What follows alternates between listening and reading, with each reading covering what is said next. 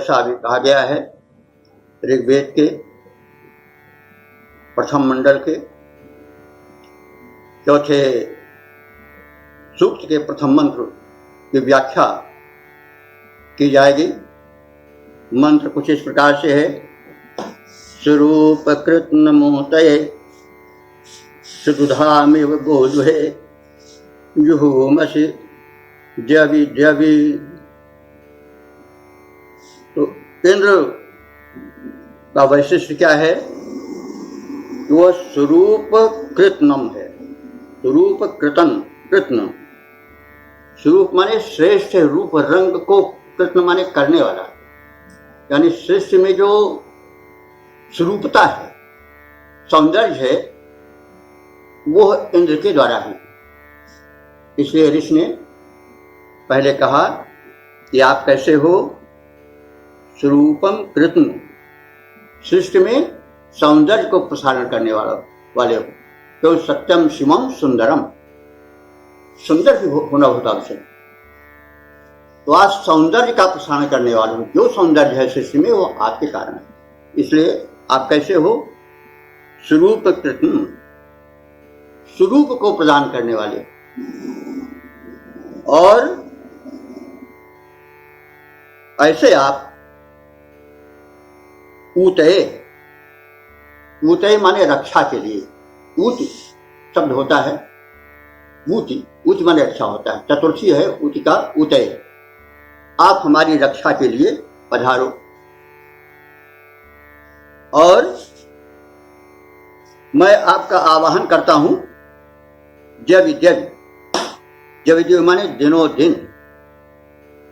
इससे यह भी संदेश देना चाहता है कि उस दिव्य देव का, उस परमेश्वर का दिनों दिन आह्वान करना चाहिए। एक नहीं, किसी दिन कर लें 24 घंटे का पाठ, उसके बाद फिर भूल जाए साल भर, ऐसा नहीं। जवि जवि, दिन दिन में, प्रत्येक दिन उसका आवाहन करें। तो ऋषि कह रहा है कि मैं भी जवि जवि माने दिनों दिन, प्रत्येक दिन उसका आवाहन करता हूं, याद करता हूं, उसकी स्तुति करता हूं। और उसमें तत्परता कैसी रहती है? जैसे सुदुधामिव गोदुहे। सुदुधा कहते हैं, दुधा कहते हैं गाय को, और सु माने श्रेष्ठ। जैसे श्रेष्ठ गाय को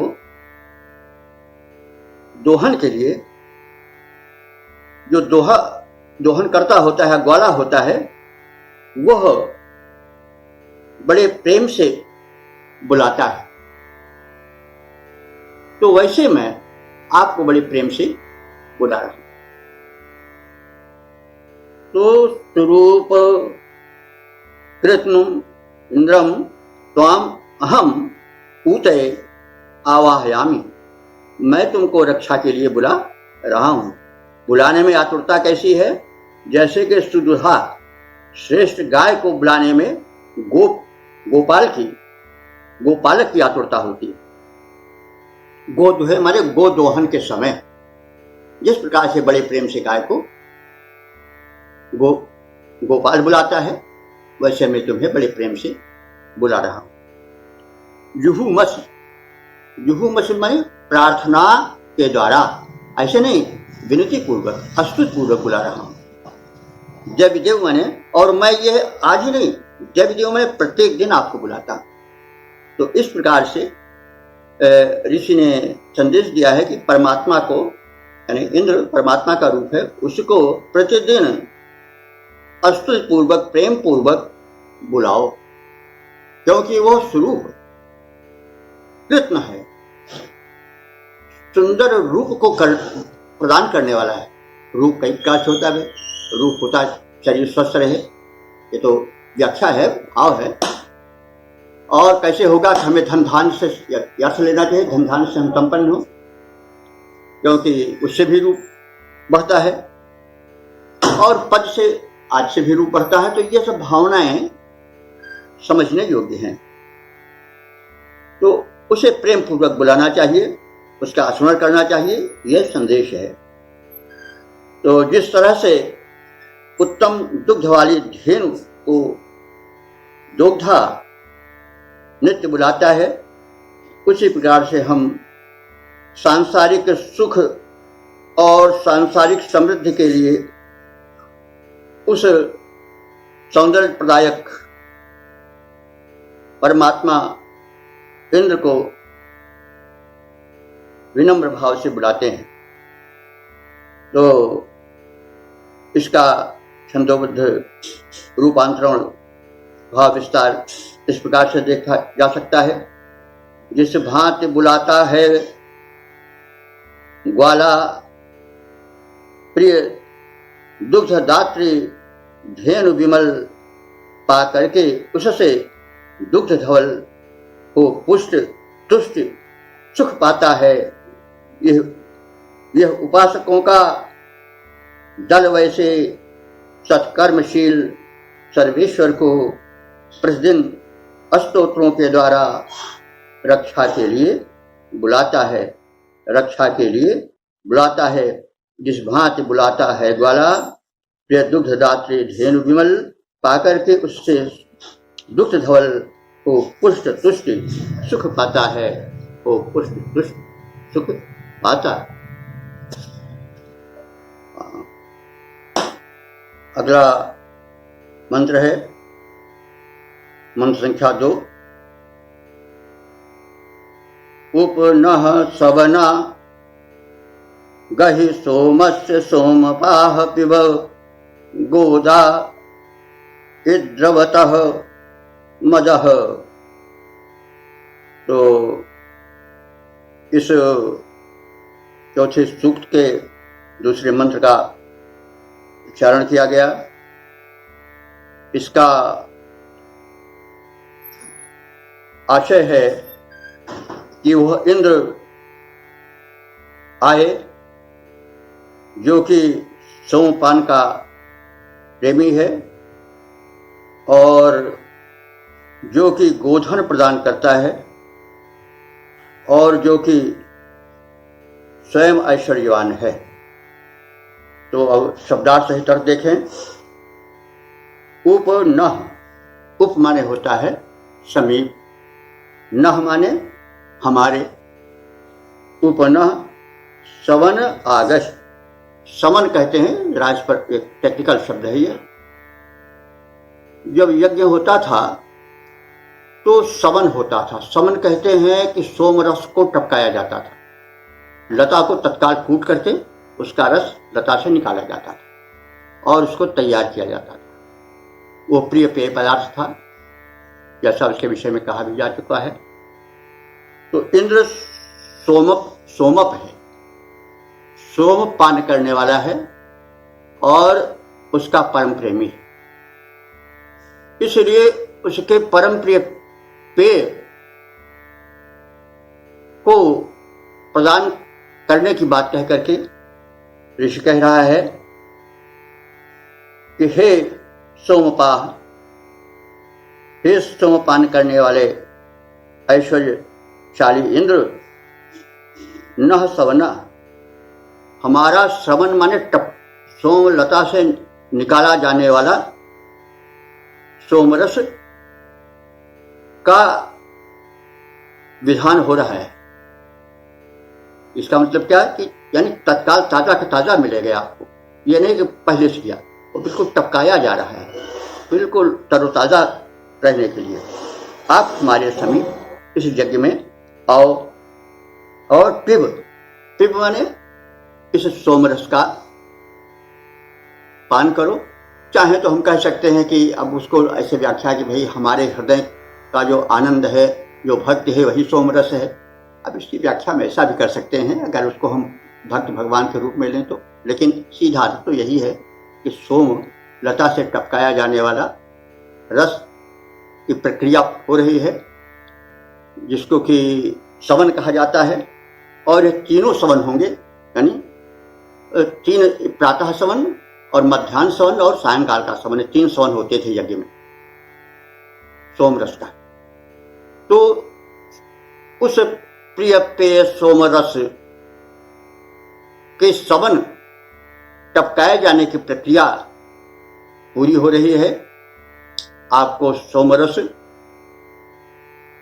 जो स्वास्थ्यप्रद है, सौम्य है, वह प्रस्तुत किया जा रहा था। भाव रूपी सौम्य रस आपको प्रस्तुत किया जाएगा, उसका पान करो और कृपा करके क्या करो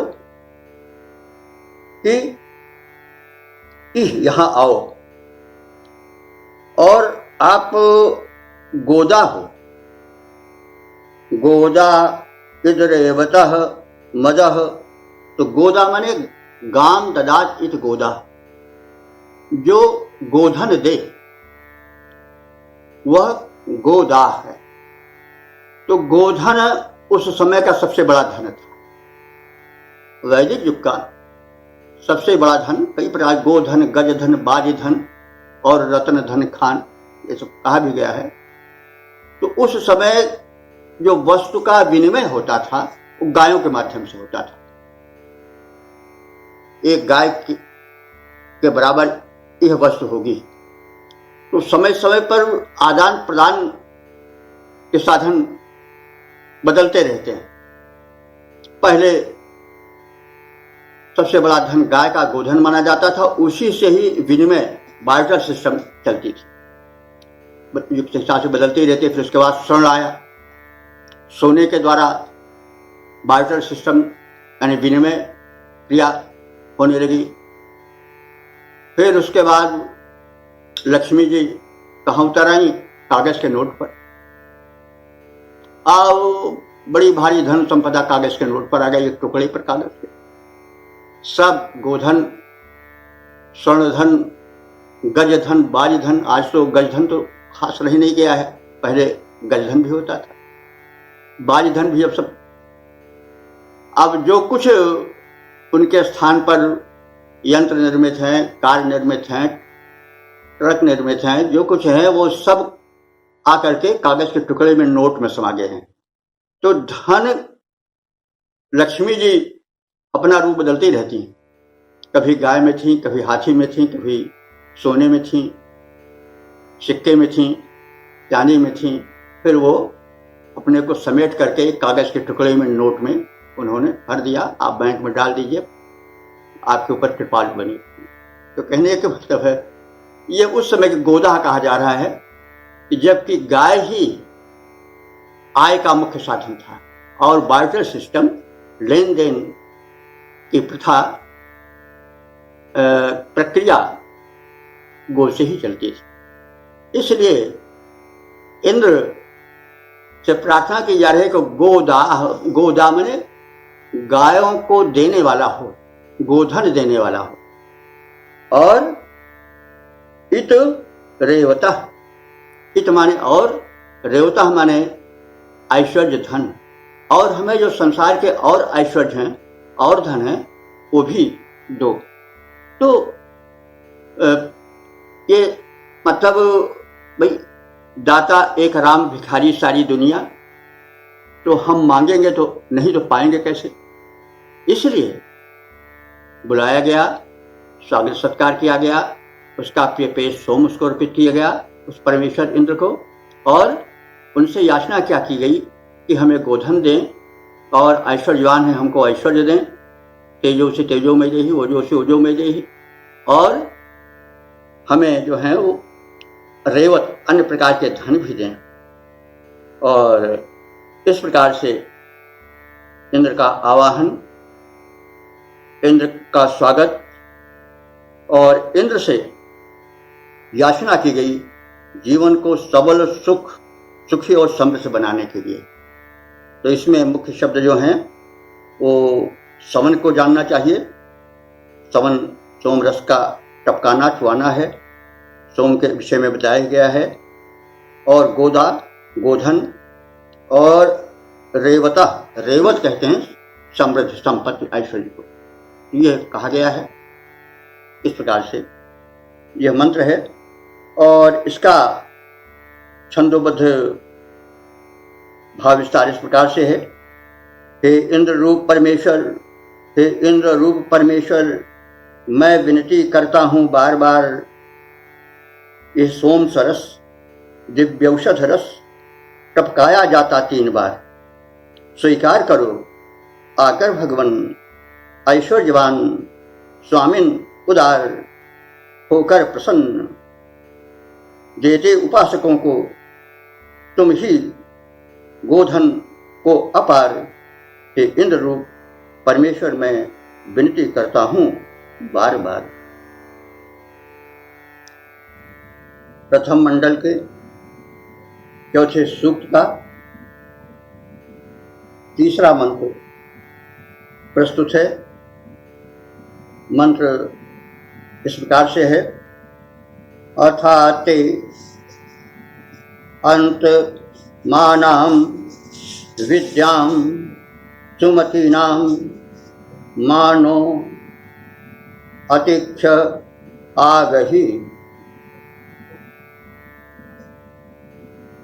अथाते, अथ माने तदनंतर, यानी इसके पश्चात। इसके पश्चात किसके पश्चात? कि आपको आवाहन करके आपके समक्ष सोमलता के ताजे सोमरस को प्रदान करके और तुमसे सोमरसपान का आग्रह करके और प्रतिदान रूप में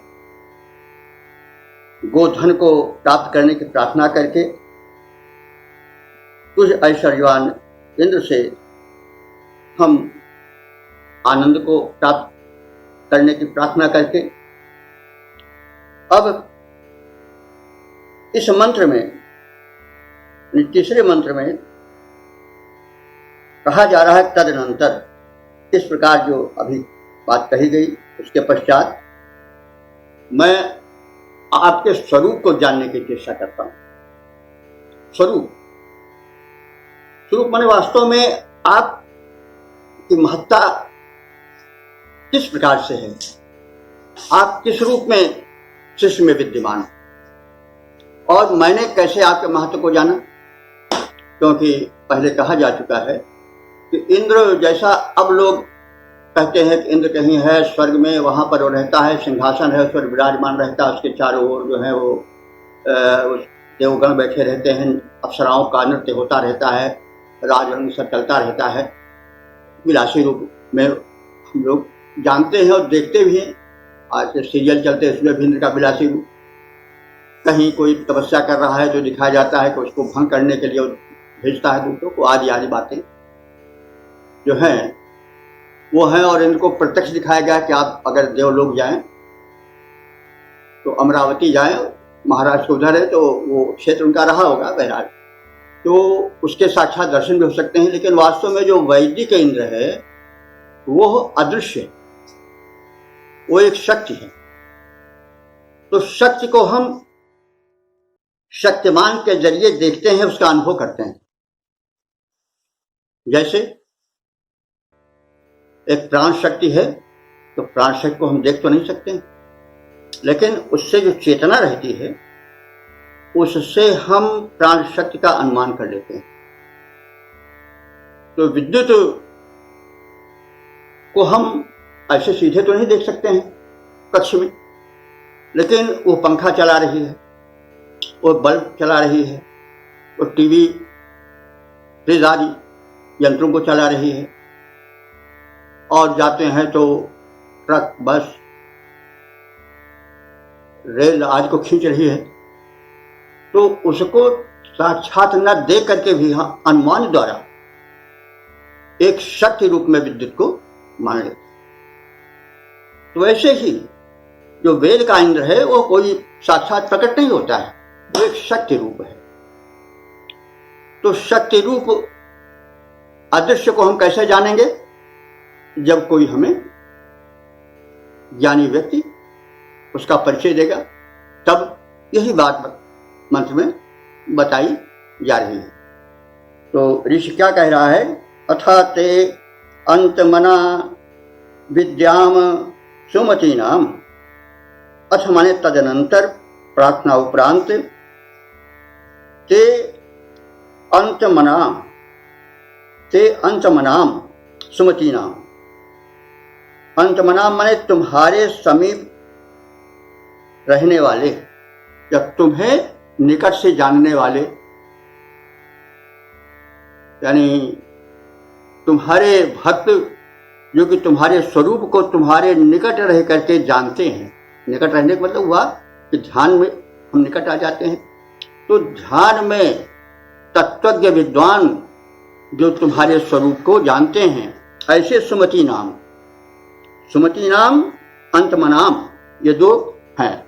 सुमति माने श्रेष्ठ बुद्धि वाले साधकों के,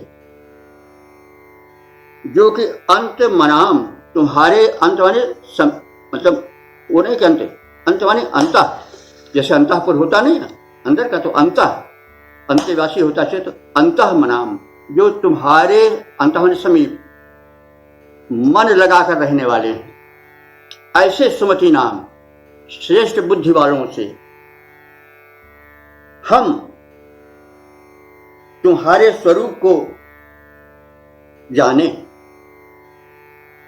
तो अथाचे अंत मानम विद्याम सुमति नाम, विद्याम माने जाने।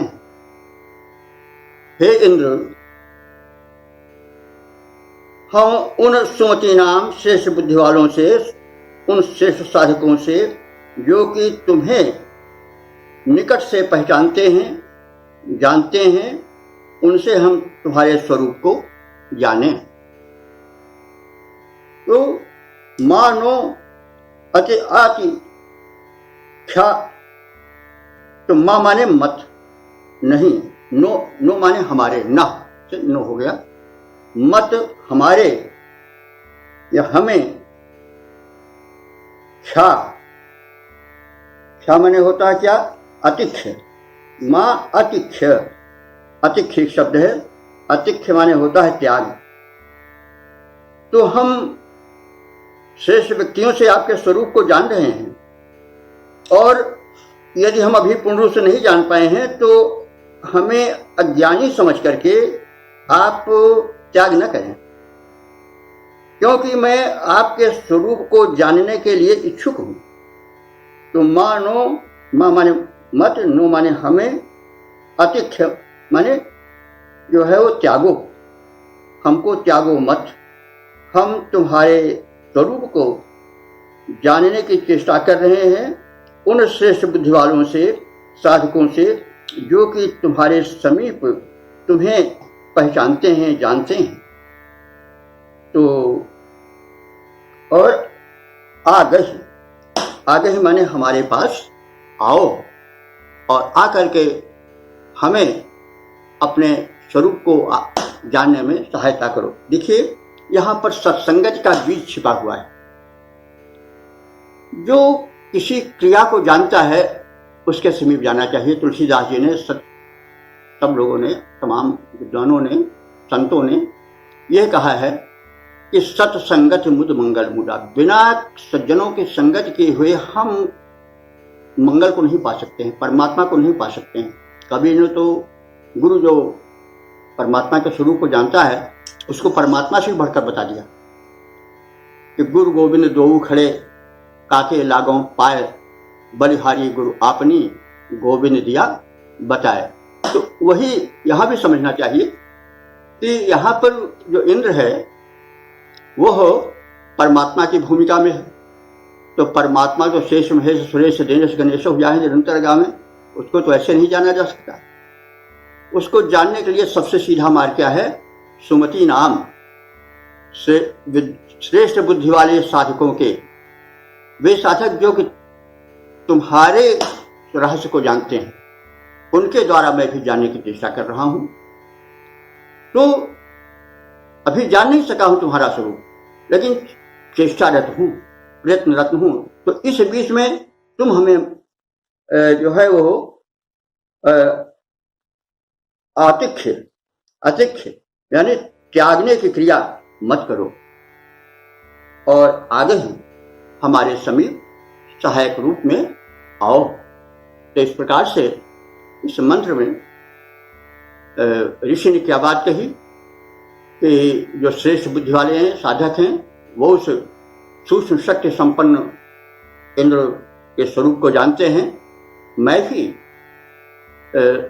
उसके स्वरूप को जानने का इच्छुक हूँ और उन साधकों का सामीप्य लाभ कर रहा हूँ, संगति उनकी कर रहा हूँ। तो इस दौरान हे परम शक्ति परमात्मन जो इंद्र रूप में स्तुत्य हो रहे हो, वो हमको हमारी उपेक्षा मत करो, क्योंकि मैं आपके पाने की राह में हूँ, चल रहा हूँ और आप हमारे समीप आओ। और हम चलते हैं तो आप भी इतना कष्ट करो या कृपा करो, हमारे समीप आगे ही आ जाओ। तो इस प्रकार से यह है कि तदनंतर जो कुछ कहा गया है उसके बाद, हम तुम्हारे समीप रहने वाले, तुम्हें तत्व से जानने वाले उन ज्ञानी साधकों से उनके सानिध्य में रह करके तुम्हें जानने की चेष्टा कर रहे हैं। तुम हमारा त्याग मत करो और कृपा करके हमें प्राप्त हो। तो यह इस मंत्र का आशय है। परमात्मा के समीप हम जाएं और जाने के लिए पहले जो परमात्मा तत्व को जानते हैं उनकी संगति करें और परमात्मा से ही प्रार्थना करते चलें कि इस मध्य में साधना के काल में वो हमारी सहायता करे। तो यह तो इस प्रकार से बिल्कुल जैसे किसी देवी देवता को भक्त कवि मनाता है, कुछ उसी प्रकार से यह भी है। थोड़ा समास शैली है, समास शैली का अर्थ बहुत संक्षेप में बात कही गई है। तो व्यास शैली में उसका प्रकटीकरण कुछ इस प्रकार से होगा जैसे मैंने चेष्टा की, और विस्तार में फिर बहुत कुछ। व्यास का अर्थ होता है विस्तार करने वाले, वे लोग तो फिर एक चीज को घंटों तक कहते रह जाते हैं तरह तरह से। लेकिन उस समास शैली में कहे गए मंत्र को हमने व्यास शैली में थोड़े समय तक उस 24 अक्षर वाले गायत्री मंत्र की व्याख्या करने की चेष्टा की। तो इसका छंदोबद्ध भाव विस्तार इस प्रकार से है। ऐश्वर्य युक्त परमेश्वर तुम, ऐश्वर्य युक्त परमेश्वर तुम, सुन लो यह विनय हमारी है। तेरे समीप जो रहते हैं, जो तुम्हें तत्व से जान रहे, उन ज्ञानी पुरुषों के समीप हम रहें। सदा यह ध्यान रहे, त्यागो न नाथ हो प्राप्त हमें, हम तेरे प्रेम पुजारी हैं। ऐश्वर्य युक्त परमेश्वर तुम, सुन लो यह विनय हमारी।